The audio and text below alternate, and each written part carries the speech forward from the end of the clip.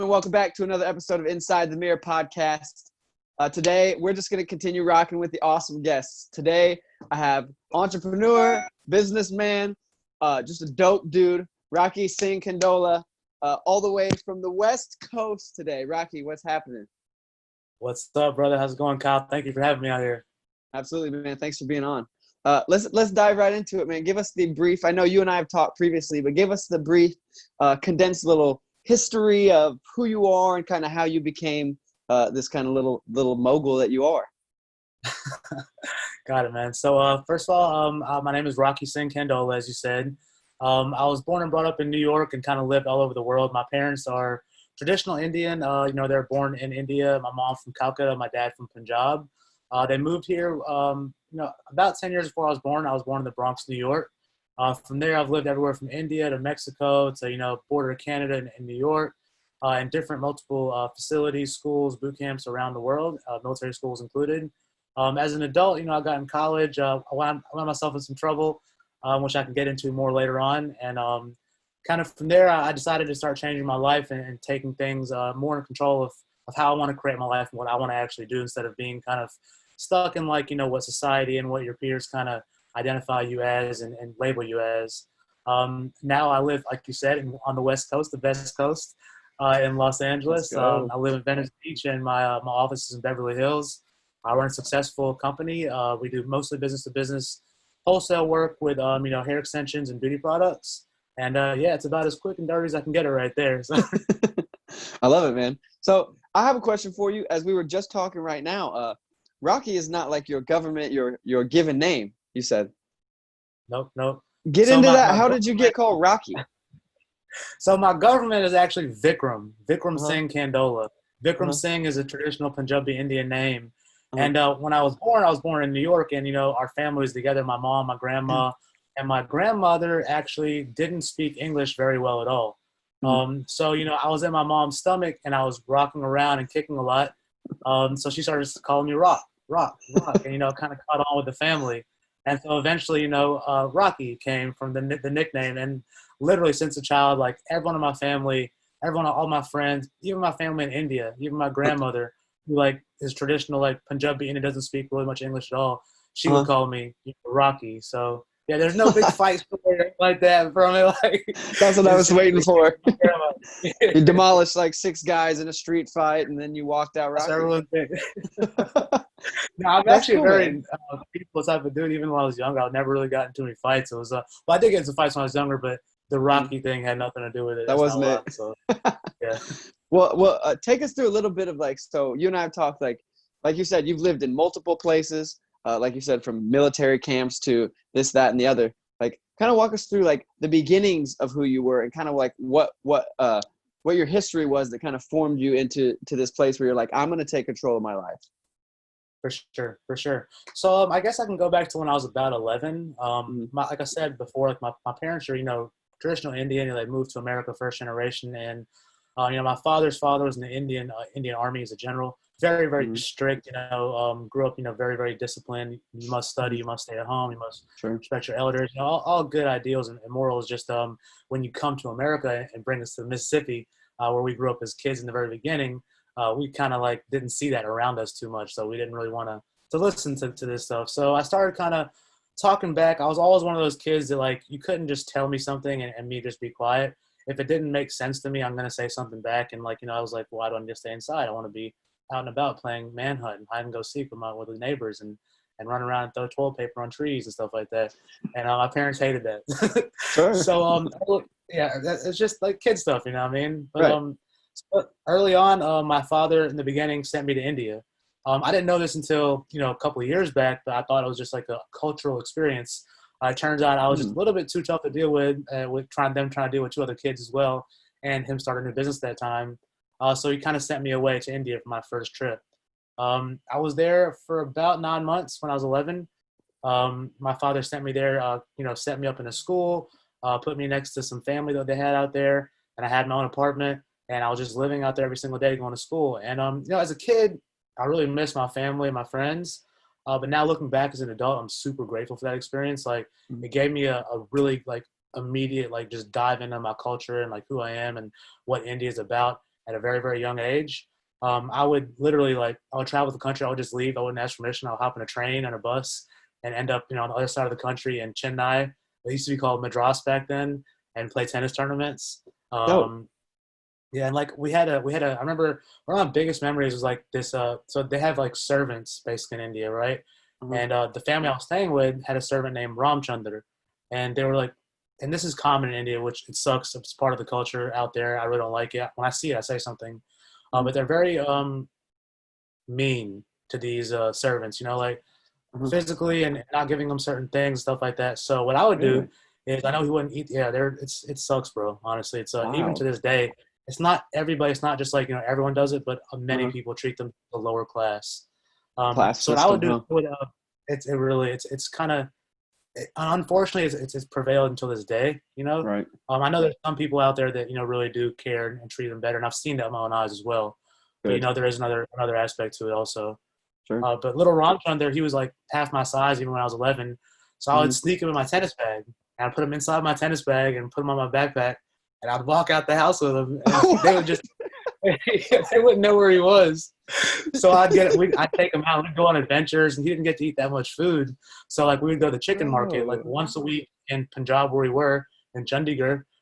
They would have new chicken at the market, and if you hate the Mhm. old chicken, you might get sick because they leave it out and stuff.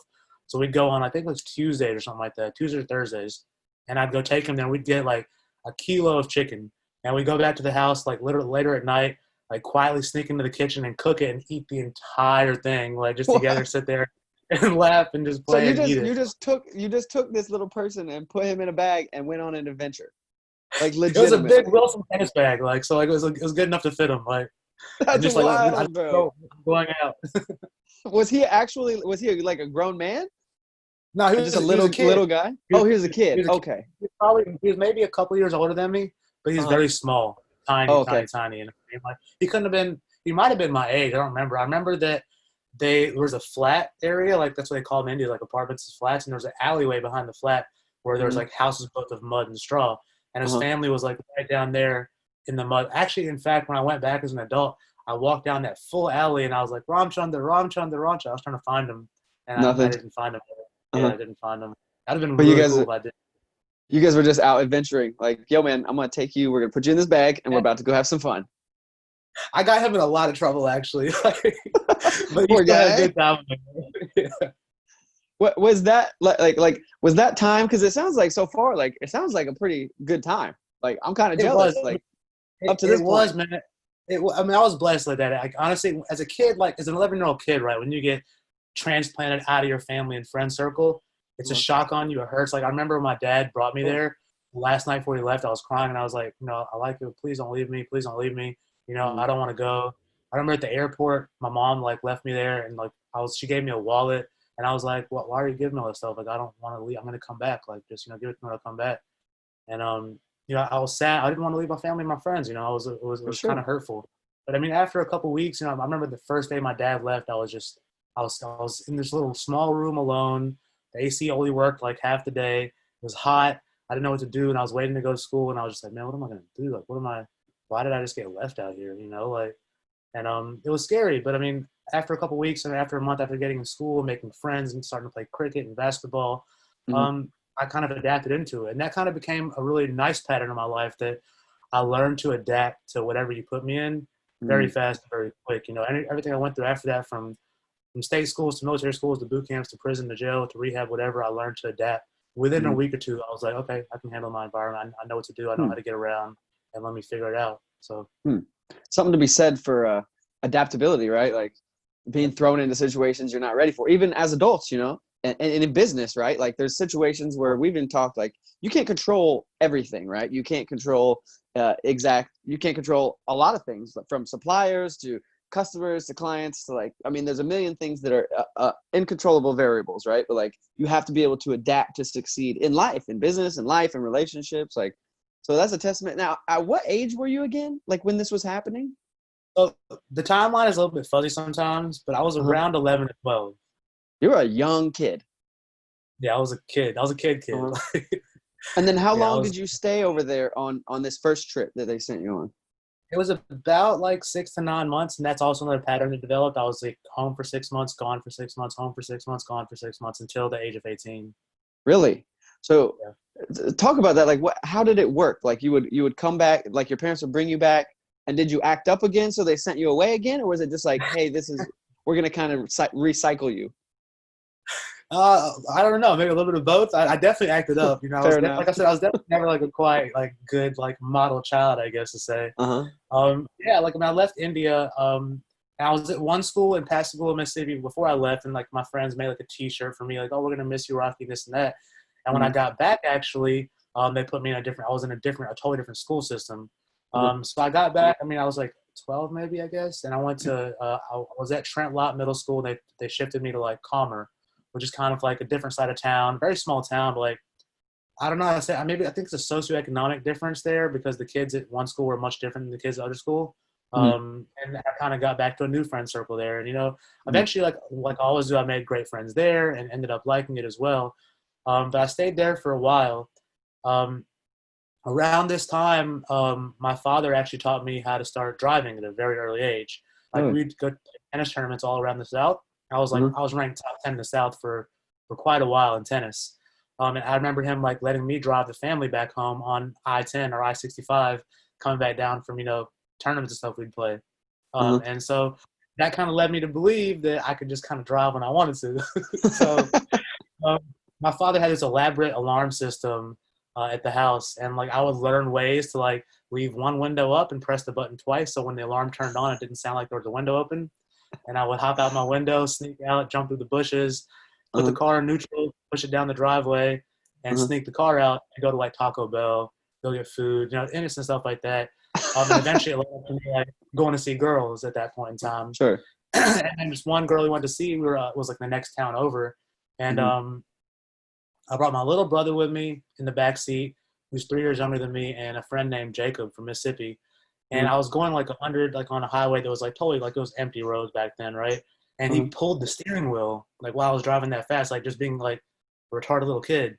Right. And like I pulled it back and it was okay, but someone had called us in, like and like said Mm. that there's someone driving erratically on the road. And when I got over the Pascagoula Mississippi Bridge, coming back from Goshen to Pascagoula, the cop was waiting right there, and he pulled us over. I made a right turn. He pulled us over, and I told him like I was nervous. I was like, I'm going to McDonald's, and he was like, Oh, well, McDonald's is that way. I was like, damn. Mm. So he's like, Let me see Ah. your license plate. Yeah, like because I kind of looked. I still looked kind of old enough to have like a learner's permit. In Uh-huh. Mississippi, you can get one at 15, and I Uh-huh. was kind of older looking for my age anyway. Mhm. So like the cop said he was about to let me go. He's like, Oh, I'm gonna check on this, and then I'm gonna call your parents. So he Yeah. ended up knowing my parents. He called my parents, and the next day or so, I was supposed to be going to tennis camp. And instead, I was on the way to a boot camp in Mexico called Casa by the Sea, and it's part of the Worldwide Association of Specialty Programs. This was the next day? Like they were just like, Literally, literally the that's next day. I that's it. mean, it might have been a day in between. I don't remember totally, but for me, like in my brain, the way I remember it, it was literally the next Right morning. away. Right. I think my dad had already been kind of researching these places, like what am Uh-huh. I gonna do, this crazy kid type of thing, And Right. that's where and he just kind of picked it. These places like they market and advertise as like rehabilitation centers where your kid's in a luxury camp by the ocean, jet skiing and swimming every day. Uh-huh. I never saw the ocean, nor a jet ski, nor a pool the whole time I was there. What was it So like? Like what was it like? Because like you and I kind of talked. It sound more like these were like from my understanding, like military style boot camps, like versus a so resort style rehabilitation camp. exactly. So I also went to military school later in life, and military school was great. Uh-huh. It was tough in a different aspect, but this is a totally different place. Uh-huh. Um, Paris Hilton recently made a documentary called "This Is Paris," Uh-huh. outlining some of the schools that are in the U.S. Now, the ones that are for more troubled kids, I guess, they operate outside the U.S., so they can obviously avoid some of the laws and procedures and governing things that happen Sure. within the borders. Right. So this one was in Ensenada, Mexico, I've been to and Ensenada. yeah, I've actually been there as an adult too. I drove by the actual facility, stood there, Really? and I was like, yeah, I mean, like to Yeah. the doors. Hmm. So it was crazy, man. I remember flying in with my mom, and she drove me across the border, and we got there, and it was like they were all really nice. We're talking. We went through these big red doors. The drive down is beautiful. It kind of tricks you. You think you're going to some amazing resort place. the actual facility is on the water too, but it's 4 big-ass red walls. Mhm. The first door you walk through, you're like in like the offices or facility or whatever like that, and you meet the admin with your parents, and like you have all your stuff with you, and they're talking to your mom and dad. It's all smiles, it's all like, okay, cool, get ready for this. We're gonna take you back here, and we're gonna start your program now that they call it a program. Mhm. And as soon as you get behind the door and you say goodbye to your parents for life, I remember looking at mom. I didn't even feel like saying goodbye because I was so mad that I was going to some random place. I didn't even want to Sure. say goodbye probably, and little did I know that that would be the last time I got to see, talk, hear from her again until I left that place. Because of these places, you weren't allowed to talk to your neighbors, your friends, anybody without permission, your parents. You were allowed to write 1 letter a week that was highly edited. If you wrote anything negative or manipulative at all, they would tear it up and make you write it again. But What? day one, as soon as you walk through the door, it changes. The whole tone just changes. You get taken. First of all, the furniture is different. The lighting is different. And I remember I'm recalling this as an adult when I went through it as a kid. So it might not be totally accurate, like as far as like the lighting was off and this and that, but this is how it felt to me. You walk past the first door, and all of a sudden you're in a facility. You're in an institutional facility. You're no longer in an office with carpet and a nice chair and like ornaments on the desk and a name on it. You're in like, gray hallways, bars and doors and stuff like that, and that's it. So the first room you go to, they strip you totally down, search you as an 11, 12-year-old kid at this point, search you, take everything from you and said, you don't need any of this. They laugh like, you're not gonna ever see this stuff again. We're gonna take it and put it in the back for you. You'll get it when you leave, if you leave, and you're not gonna see it again. Your books, your tennis rackets, your shoe, you don't need any of this stuff, period. And you get a haircut, you fully shave your head, while they search you and stuff.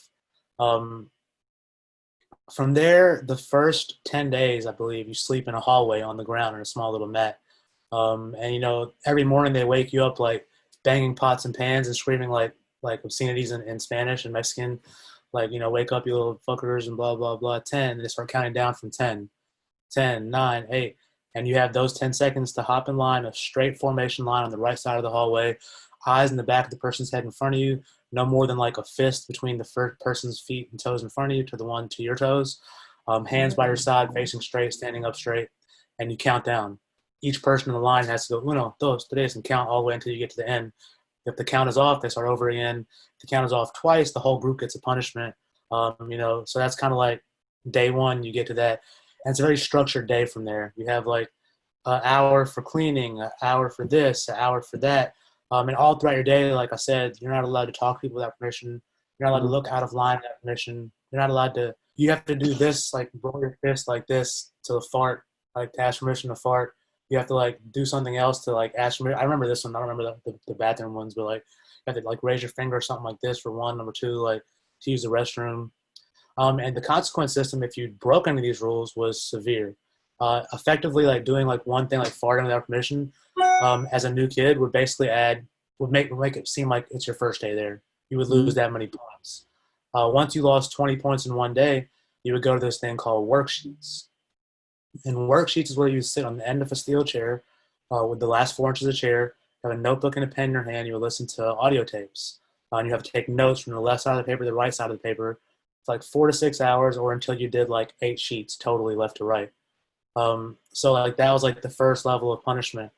From there, if you acted up, you go to R&R, which is restraint and restriction. And I can kind of tell you a story. I'll get into that in a couple minutes. But if you didn't get in trouble, your day was just structured. You would go to school.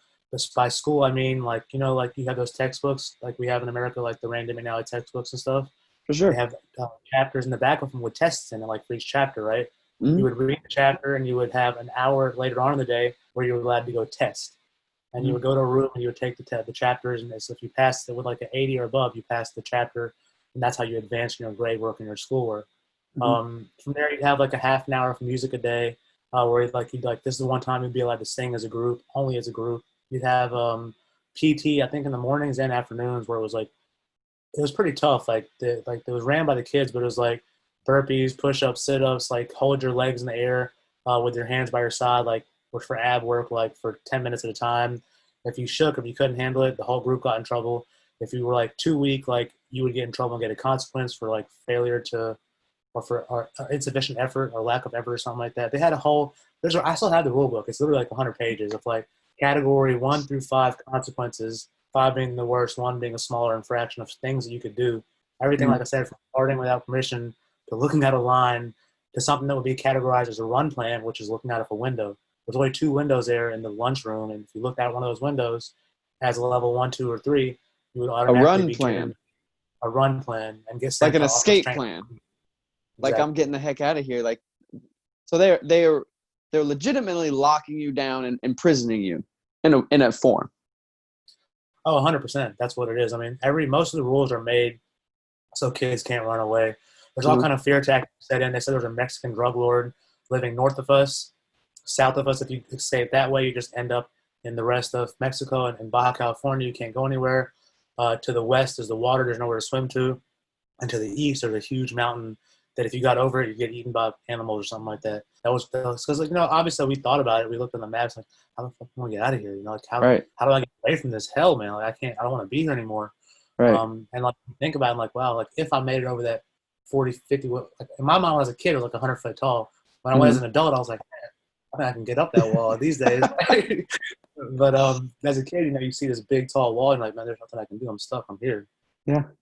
It sounds like something out of a movie. Like, it legitimately sounds like something out of a movie.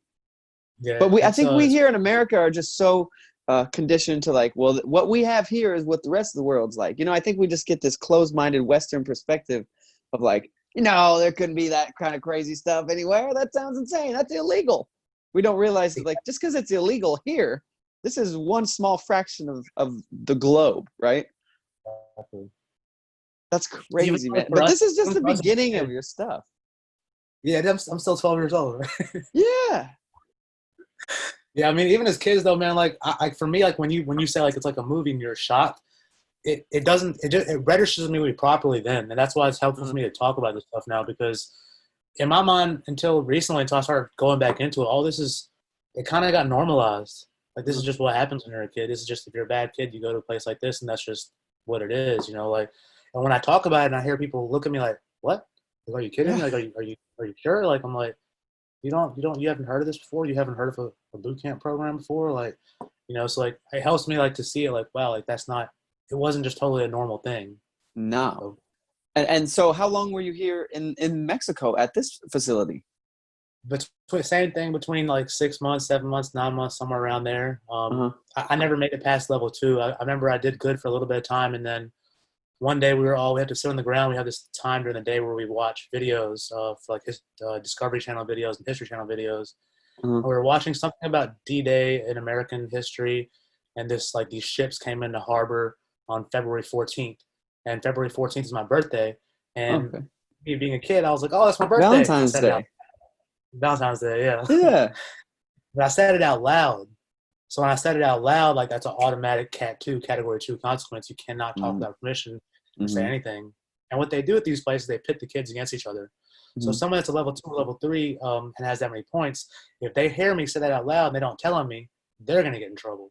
So I remember the kid next to me, his name is Matt, tall, skinny, white dude, and he was just like, I remember the face. Like, you remember him, like, looking at me, shaking his head, and he went and told on me.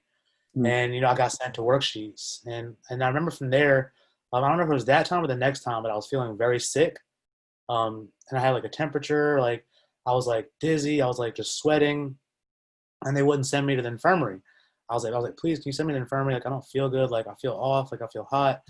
And so I was like crying. I was like sitting in my chair, like trying to write these like pages back to back. And I was like crying, and I was looking at the dorm father, which is what you call the people like in charge of you, a dorm father. And finally picked up his radio, and he went to radio, admin, because I was like, oh my gosh, like finally I'm going to get to go like feel a fan or AC, like get taken care of, get some medicine, something. And suddenly, like, I remember sitting there and just feeling my body go like totally lightless, like no weight at all, light. And I had been picked up by my right shoulder and thrown into the concrete wall behind me, and landed on the wall on my back, and looking up into this 300-pound jacked up muscle dude of the admin named Jason Finlinson, who kind of ran the facility. And he proceeded to like kick me down the hallway. I remember like backing up on my hands and feet on my ass, like just sliding back, like stop, please, like, and just kicking me until I got to the R&R room. And the R&R room, what happens is you get thrown on the ground, face first. Your stomach's on the ground. Your hands and your feet are tied behind your back, and a Mexican guy like sits on top of you for the first couple hours, and your one arm is let go twice a day to have like a little bit of orange juice and have a little bit of rice. And you stay there. Honestly, it felt like a week to me, but it was more like I think that they usually do like 2 to 3 days. I have no idea how long I was there. I remember when I finally got out, I was just like my body cramped up when I stood up, like all my muscles cramped up and stuff. And I was just like, okay, whatever I have to do not to go back there again, I'm gonna make sure I do that. I got really close a couple times the rest of my time there to going back because it's tough, man. These places suck. Like they treat you like shit and they brainwash, they play with you. They pull your emotions out and they make you hold them back. And then they wake you up at 2 o'clock in the morning and make you stand in the rain and count, like noise, like light. They use every kind of sensory type of like, I guess, torture that they possibly can to break you or to, something like that, whatever they're trying to do to you, to like brainwash you. So I never actually went back to R&R, besides that one time. Mm-hmm. But, and like I don't know if I told you about this earlier, like other people, we're called survivors. If they call ourselves on Facebook, there's a group of us, a private group, because we weren't allowed to change phone numbers or anything. We found each other as adults later in life. Really? Yeah. Some of those people, some of those kids, man, have stories that are like literally mine sounds like paradise compared to some of these kids' stories. And I don't think a lot of them feel comfortable about talking about it. Mm-hmm. Like some of us are doing more so now. I think especially within light of like the recent documentary about Paris, Uh-huh. people kind of feel like, what, we can kind of start talking about this stuff. Mm-hmm. Which is why it's so important, because if we don't know, the people the world doesn't know, it'll never change. And if people like me and other kids like me never start to talk about it and get through it and get past it, we'll never get healed and move on and understand Sure. where we came from and how to get to the next spot either. Right. Like, how did you, and this is just the beginning, I know, like this is not even your full story. Like, how did you come back from that? Did you tell your parents how that was? Did you hold it in? Because you're like, you've been conditioned now to obviously be fearful in every instance, right?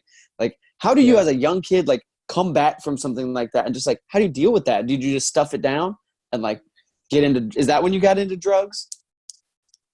Kind of. I'm not really a good hold it down type of person. I'm more like wear my emotions on my sleeves, talk about things, except my parents.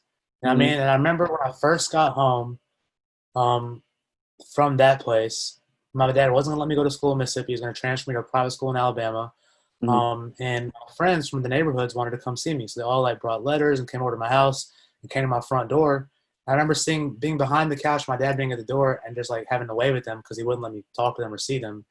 And then I remember we're all laying on the ground, like in the living room, like the next morning or second morning. And I was like so happy to be home. I was like doing push-ups and showing them how many push-ups I could do. And I was showing them my journal, like how like I was like drawing and stuff. Remember my dad just like me saying something about like, I want to go for like a walk or something like that. And him just like flipping, like immediately just screaming, like, what are you doing? Like, stop, shut up, sit down. Like, we're not doing anything. You're sitting inside right now. And I remember then I was like, I remember trying to tell him like, cause I had like, and once again, like people went through way worse than I did. Like I had like physical shit happen I told you about, weird ass sexual shit happened to me that I tried to like did tell them about. And I think at this age they didn't believe me. I mean, the school told them like, like the kids manipulating you and stuff like that. And I remember when I told them the stuff about the sexual stuff, like I remember telling myself, I was like, I don't think I'm going to tell them anything anymore because they don't believe me anyway. And I feel kind of stupid saying it out loud again and again.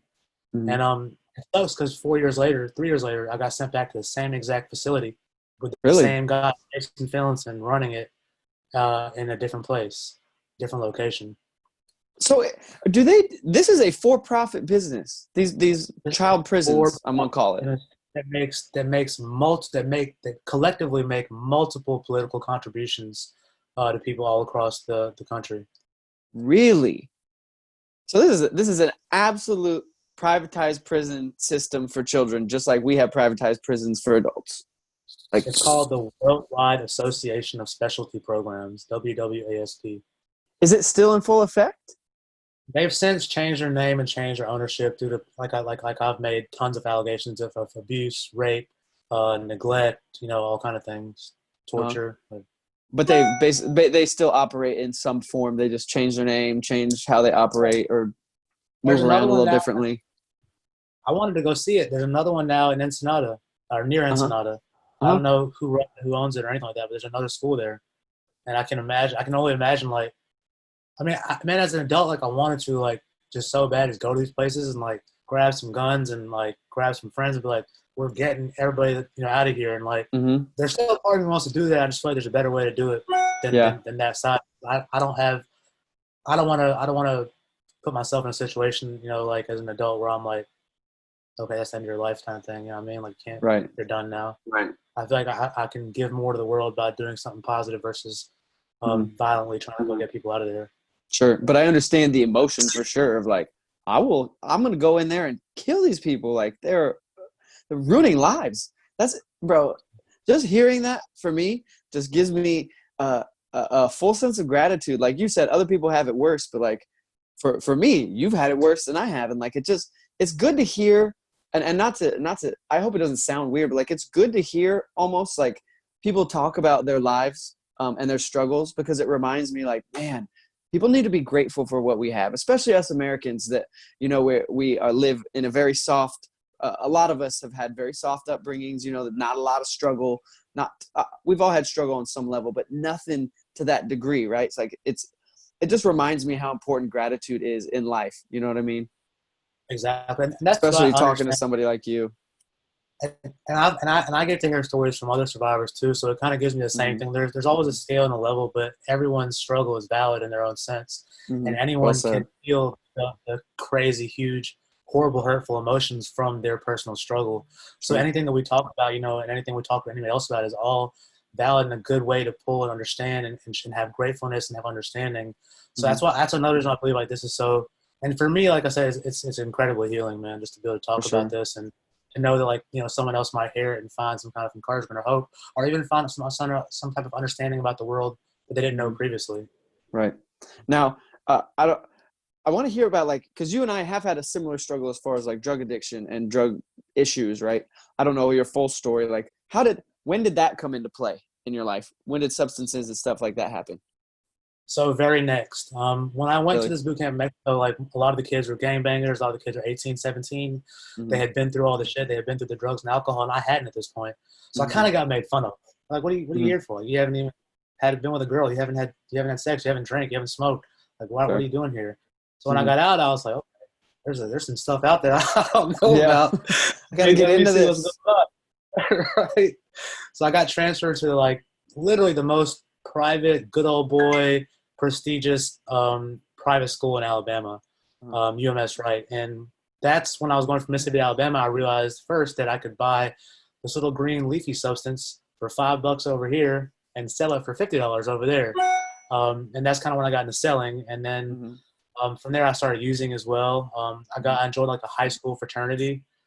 Everyone in the school knew I was coming 6 months before I got there because my name was on the roll. Oh. My dad had to put my name on the roll before I got there, the semester before I got there, in order to get me in that school. So Uh-huh. like they'd call my name every day, and the kids were like, "Who's this Rocky kid that's never in class?" You know what I mean? So when I finally got there, the rumors of like this crazy Indian kid that stole his parents' car and got sent to Mexico jail or something like that. Yeah, You were and the already a rumors were celebrity. crazy. Yeah, seriously. So I was already like just thrust right into like the popular like bad kid in school, and I was like, awesome. This is cool. Like, Cool. you know what I mean? Like, what are Right. you guys up to? Let's hang out. You know what I mean? And Yeah. that's why like, the drinking and the partying started. And obviously, like at Uh-huh. that age, when you get into that, it kind of leads into everything else nice and Yeah. easily. And that's when I got into to smoking, weed and stuff like that. Not as much as I did as an adult, but I kind of definitely started diving into it. And then the heavy drinking, like where you kind of black out, not know what's going on, Sure. during that time at that school. Sure. And then that led into like, you got to start getting in trouble at some point from all that, like, right? Yeah, yeah. So I got in a little bit of trouble with the school. I mean, so like I said, it was like really like a good old boy system type of school. Like they really didn't. Mm-hmm. I wasn't really liked. My skin tone wasn't really liked there either. Really? And the fact, my parents are successful, and the fact that I was not a quiet little Indian kid like I'm supposed to be, Uh-huh. wasn't liked by my teachers, wasn't liked by my peers, wasn't liked by our headmaster. For the first time in my life, when I went there, I realized I was a minority. I Mm-hmm. wasn't just a normal person. Like I was different, Mm-hmm. and I was told that, and I was it was kind of a slap in the face almost. So eventually I got kicked out of that school because this kid called me like a derogatory term, like the N-word. Stand, like, you know what I mean? Like, and I was just like, if you say it again, I'll kill you. And I got kicked out of school like 2 days later for that.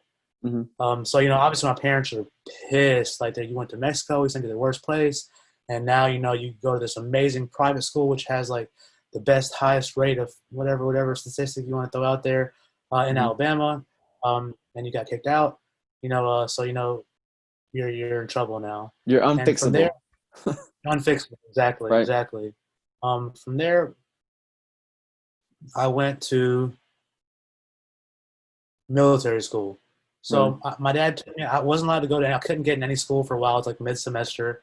My dad brought me to Mississippi to live with him and kept my brother and sister in Alabama. They separated us a lot because they didn't want me to rub off my brother and sister.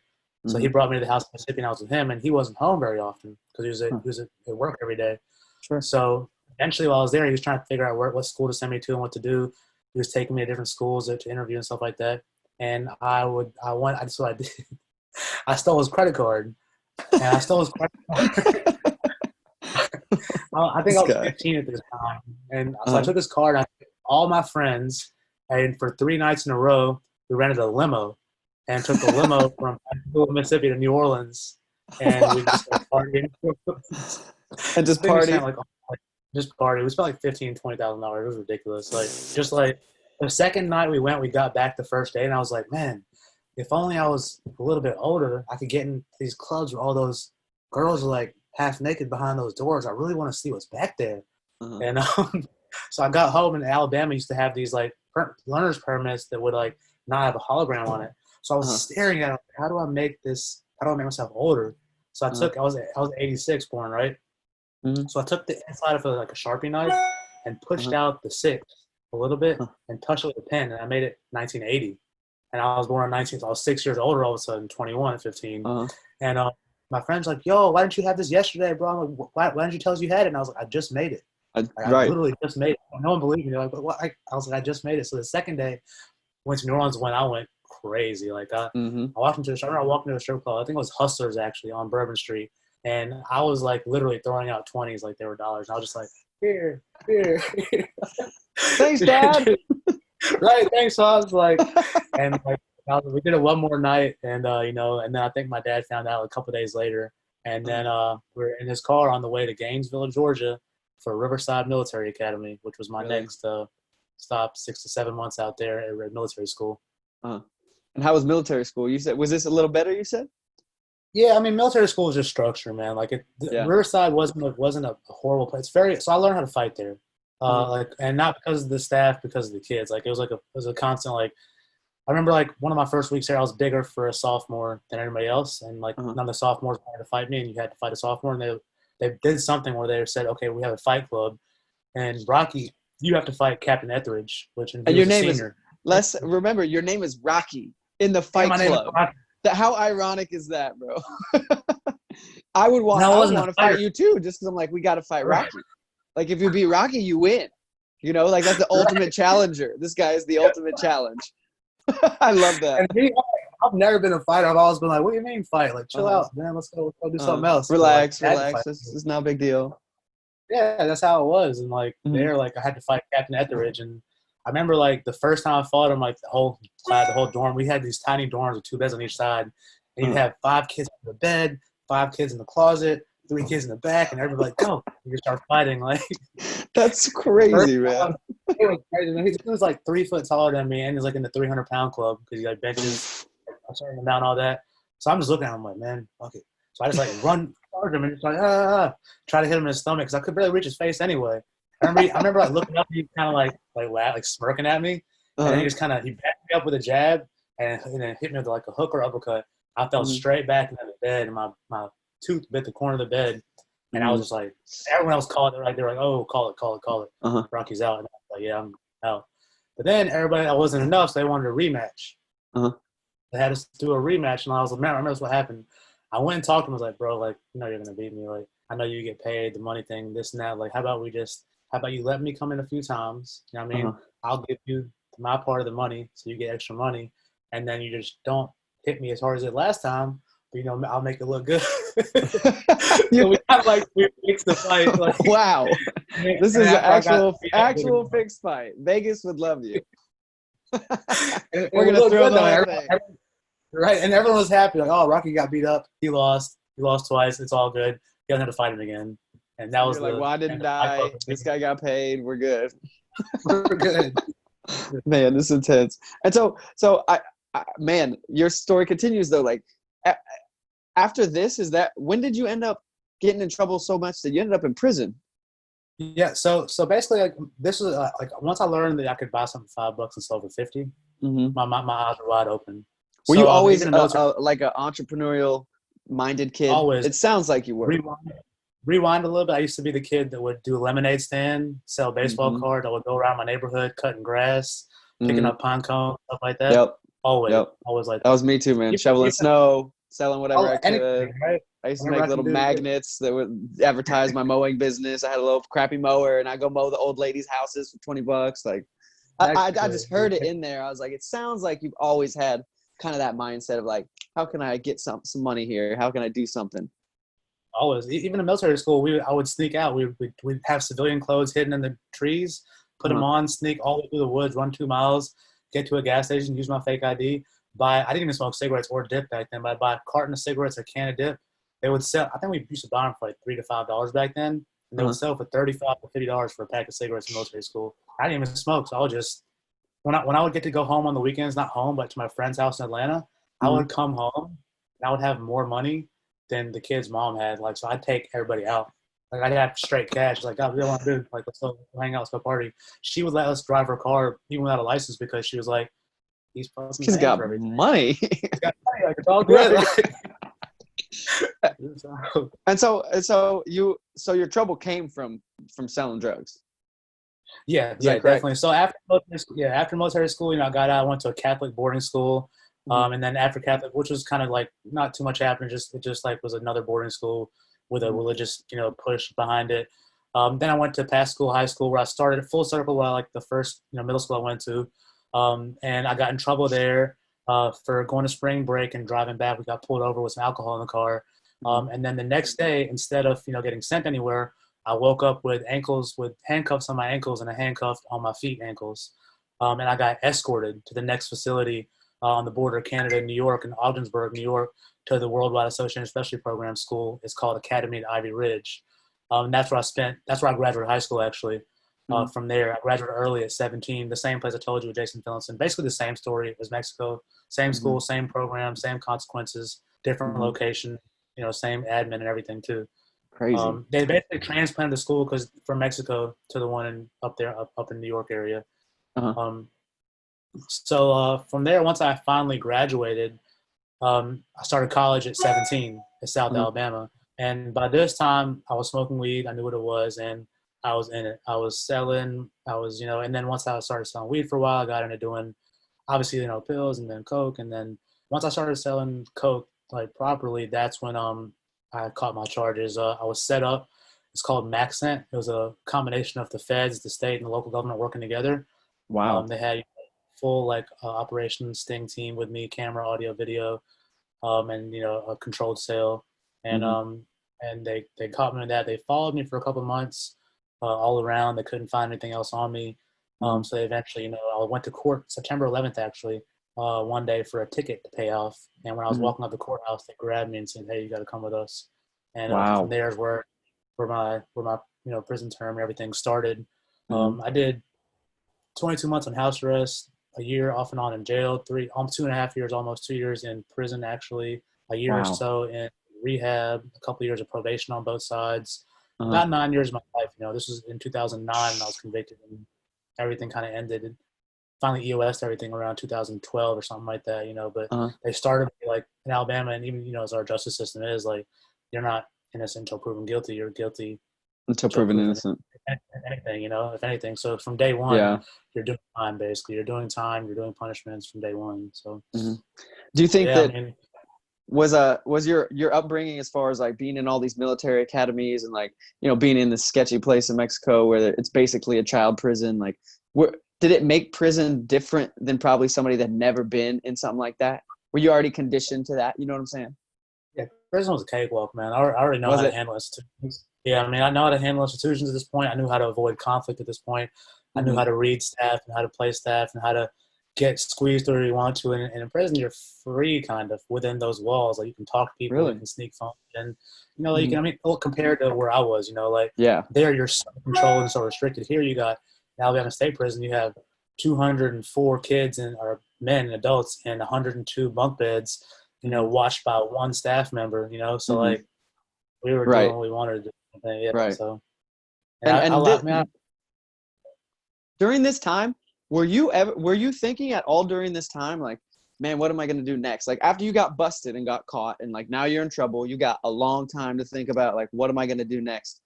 Did you start thinking about like, man, what do I want to do with my life? Do I want to start a business? What do I want to do? Like, did you have the wheels turning of like, I'm going to do this when I get out of here? 100%. So I mean, like when I was in prison, I taught GED, I helped people file motions, and I worked on different business plans. And Really? crazy it is, where I'm sitting right now, one of the business plans I made was here. I had a cellmate there who would get phones in. It was a Uh-huh. black dude from Atlanta, and he had his cousin and sister on the outside, and we'd call them and ask them about pricing, about information, about the way the business worked, about numbers and stuff like that. Really?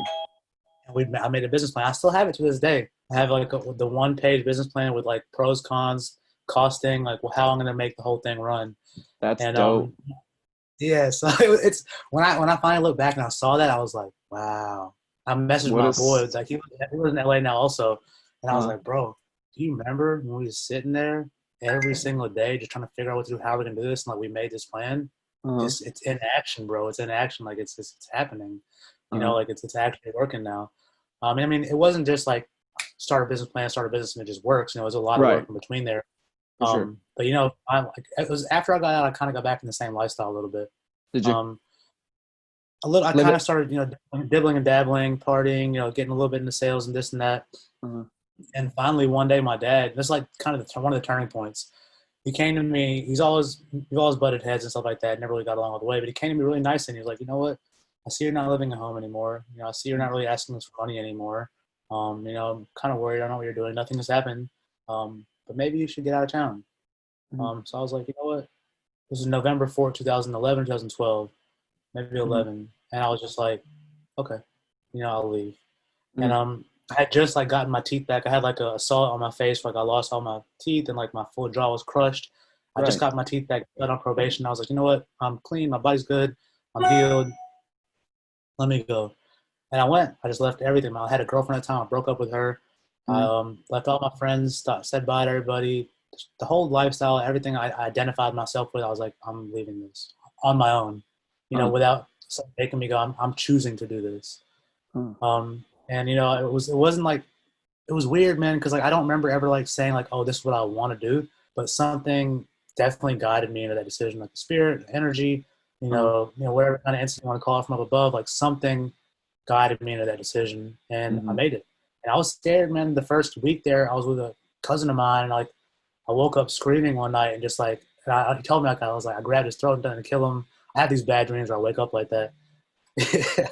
And I was Wow. basically, my body was detoxing, one, and two, I think I was just going through like a phase, like I know like there's stuff coming out of me, energy coming out of me, and trying to like make room for like better energy to come into me. Sure. I don't think I did this consciously. I think this all happened kind of like I said, from Sub some higher the energy, spirit, subconscious level. subconscious level type of thing. Exactly, Right. exactly. Right. But And yeah, is that that when was you like the moved to first LA? thing.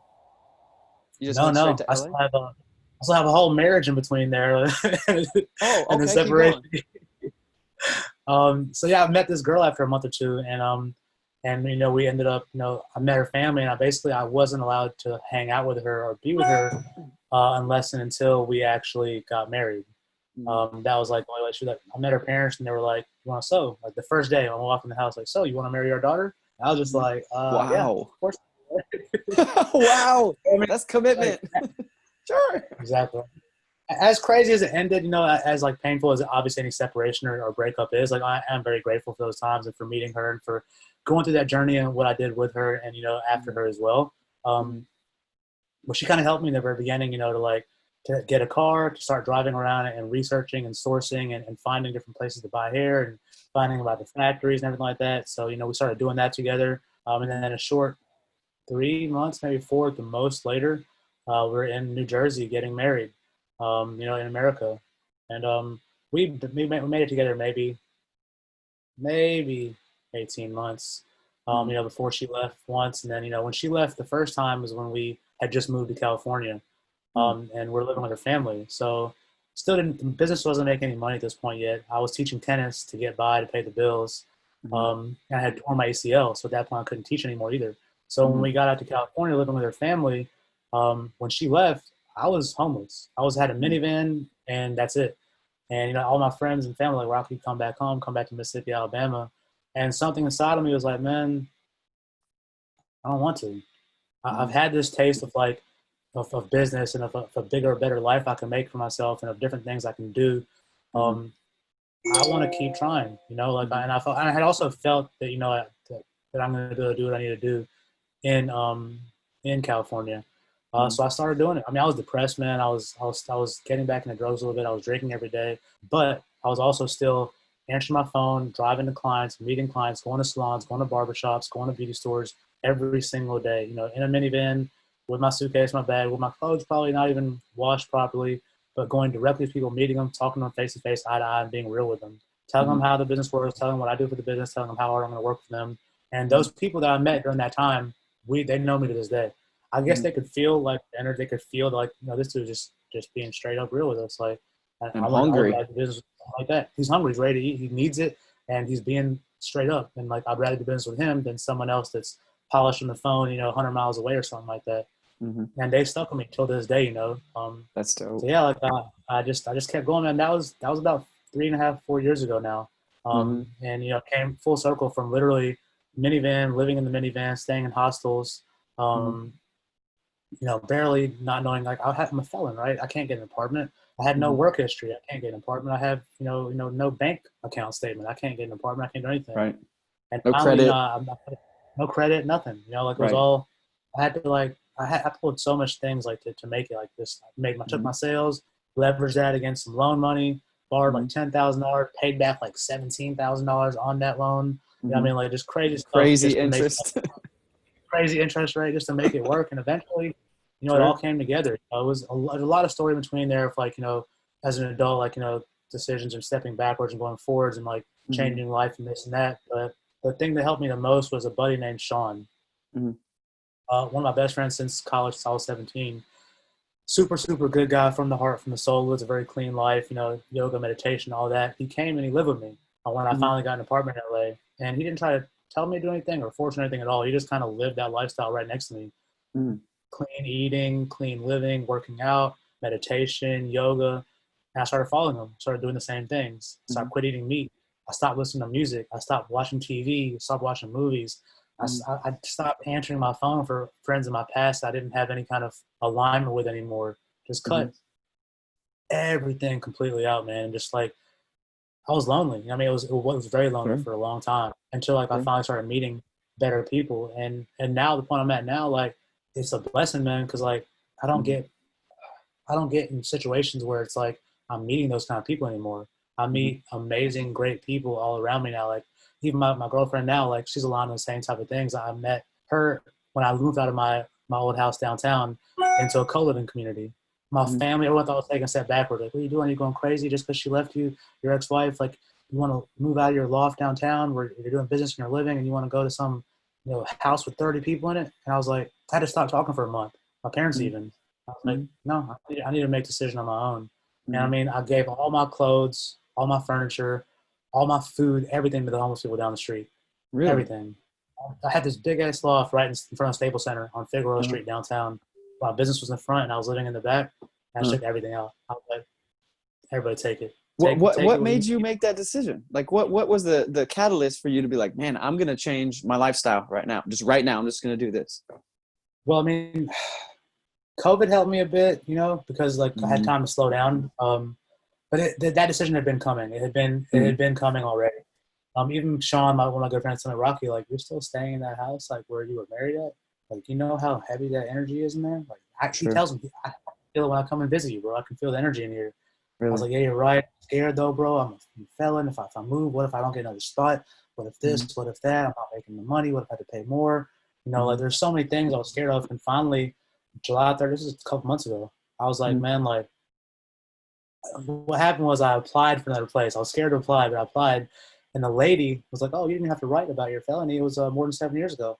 I was like, what? I was like the Never biggest mind. fear I had, right?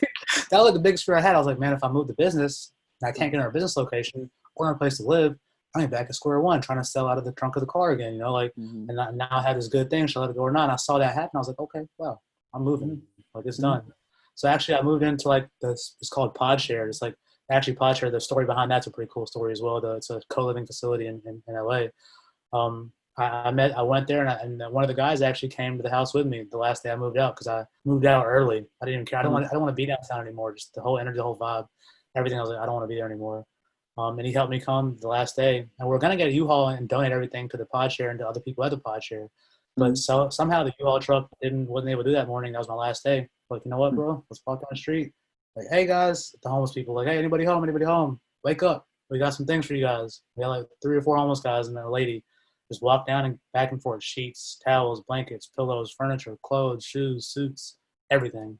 And now my life is like, and so much has came to me after that, bro. Like, it's crazy. Like, when I close my eyes and think about like the amount of stuff that's come to me and come good in my life from just letting go of that and giving that away in 2 months, 3 months. I've now I get it. I see it wide and clear. If you want to receive, you can't think about it like that, but just give it away.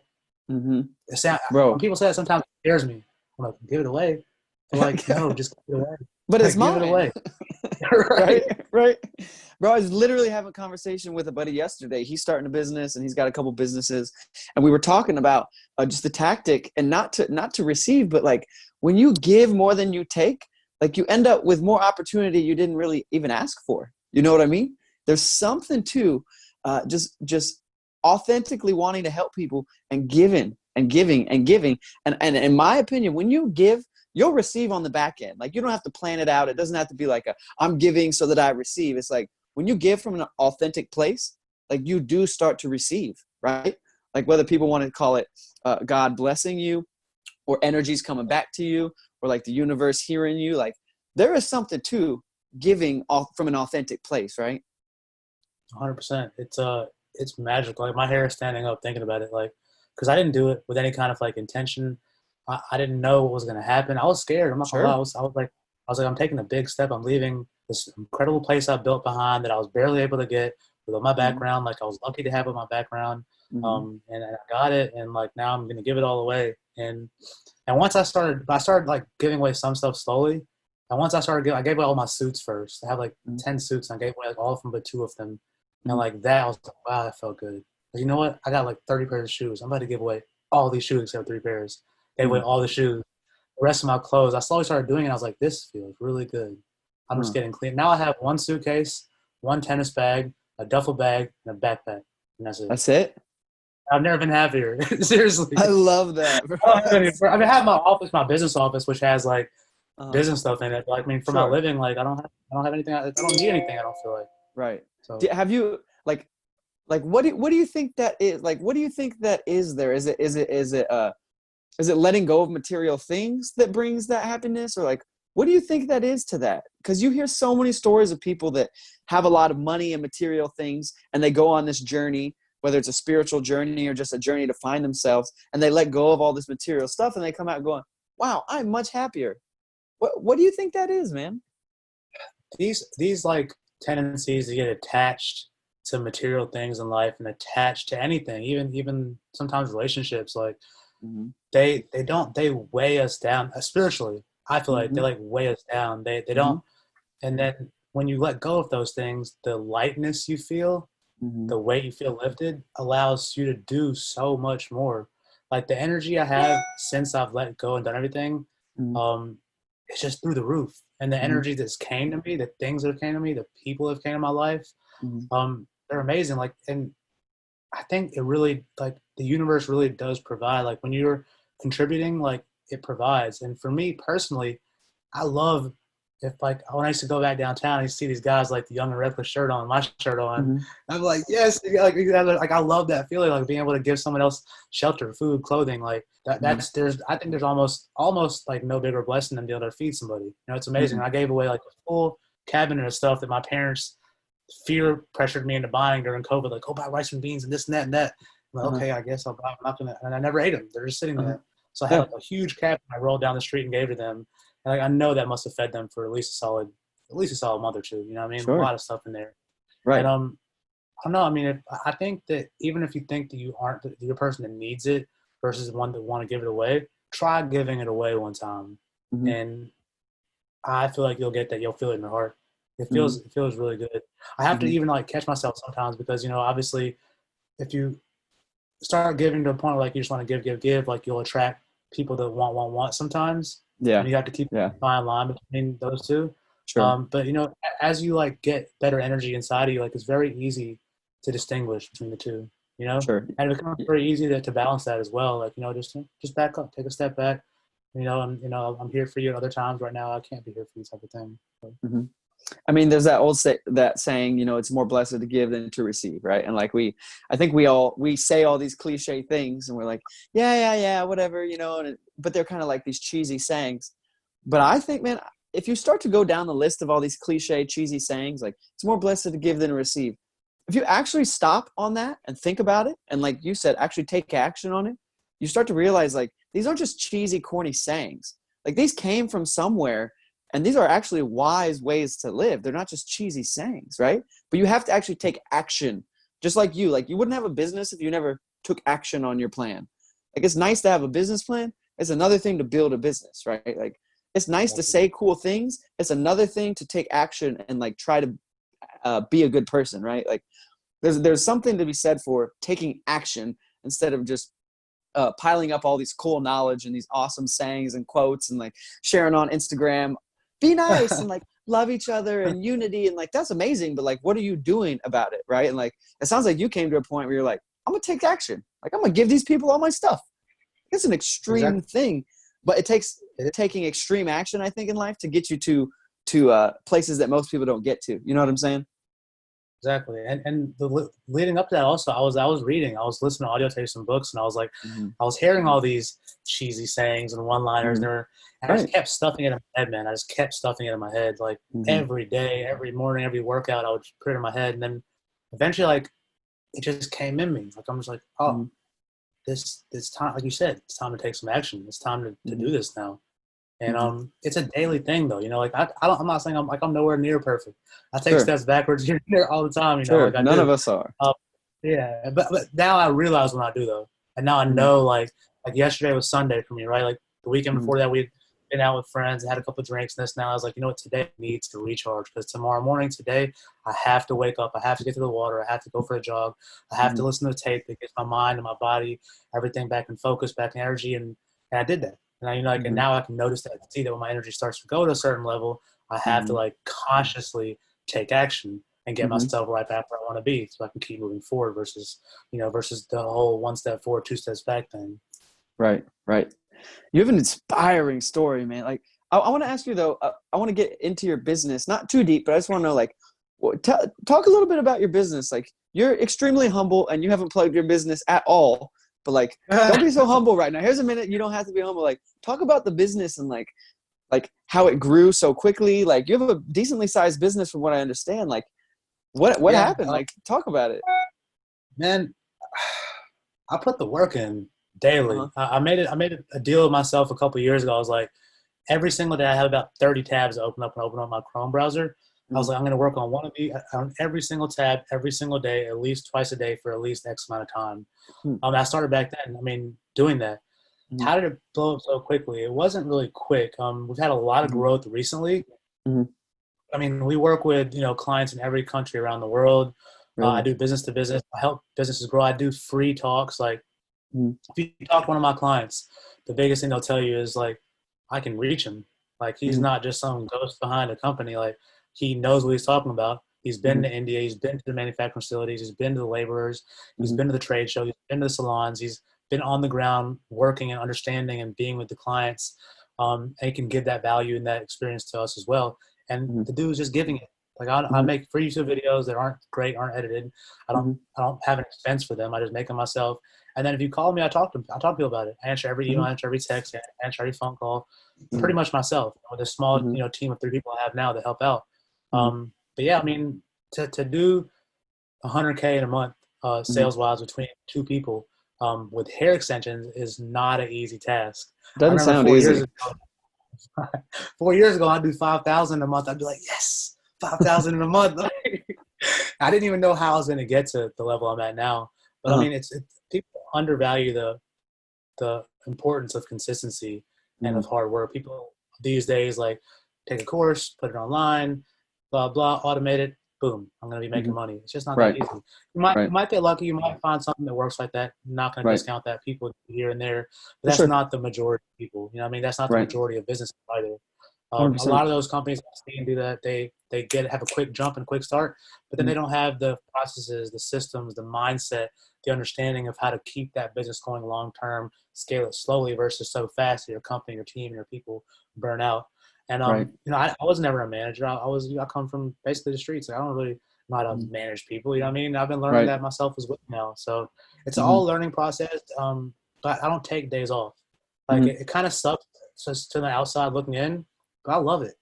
I'm on the beach in Mexico on vacation in Cancun, and I'm answering emails, and I'm so happy to be able to do that. You know what I mean? Like, why would I not answer an email right now? Like, I'm in a great state of mind. I'm going to give them a really nice response. Like, I'm going to answer it, you know? Like, so like just balancing it out and putting the work in.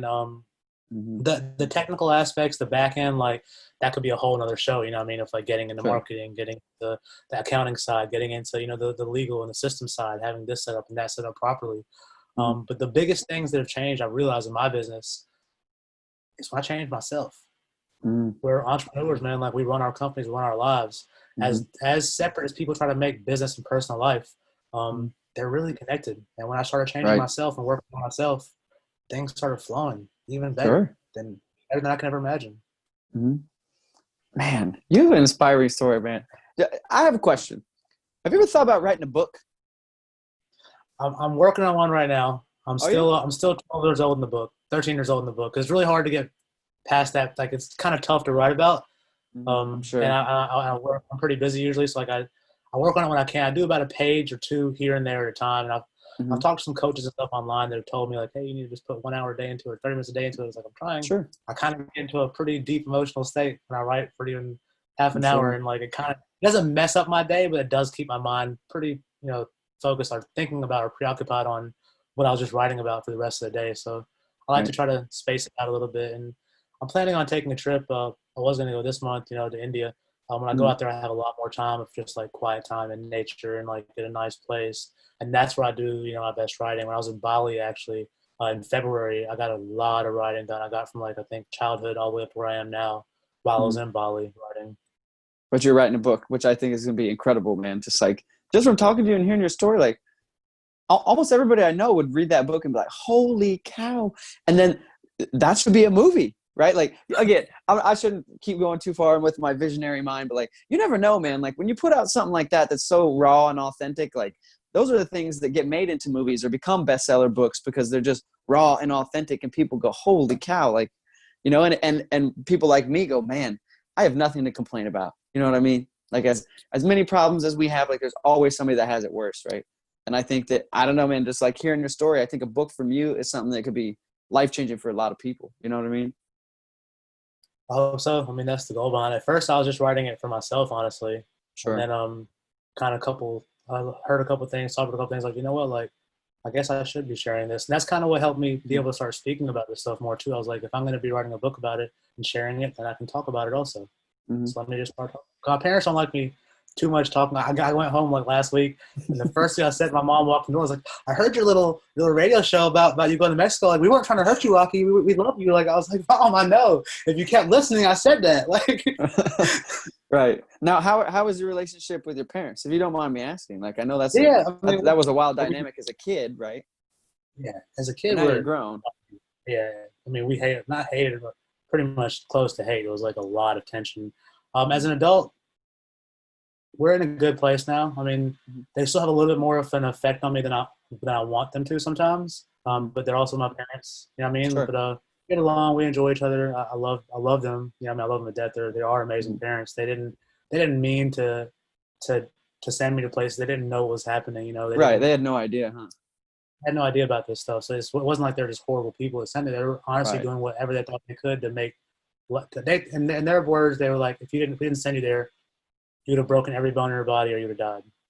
So That's like fair. I get their perspective, right? So like Right. It came from a good place, right? Their heart was to help their son and make him the best they could be. They didn't have no control over how Jason over here is being a complete Nazi crazy person, right? Like it comes from a good place. Well, look, man, I enjoyed talking to you, bro. I already was like, man, we should do a part 2 in like 6 months and see where we're at and like what's happening. Like, I just really enjoy talking to you, man. You have a great story, but also you have a great energy. I know you've mentioned that a few times, just energy, and like I'm all about that, man. Like I'm very emotional. Like I sense people, and like I'm no genius. I'm just like, but like you have a great energy, man. And like I don't know, from when you start talking about giving away all your stuff, in my head I'm just like, this is a guy, like we're the same age, right? You're 33, I'm 33. You're 33, correct? I'm actually 34. 34. 34. I'm Got some 33, months but on me. but look, man, like we are so young and in the process and so early in the process that like if we continue to do these type of things and continue to work on ourselves and be self-aware and give more than we take, like the sky's the limit to what we can accomplish as far as impacting the world and making a true difference on the lives of people around us.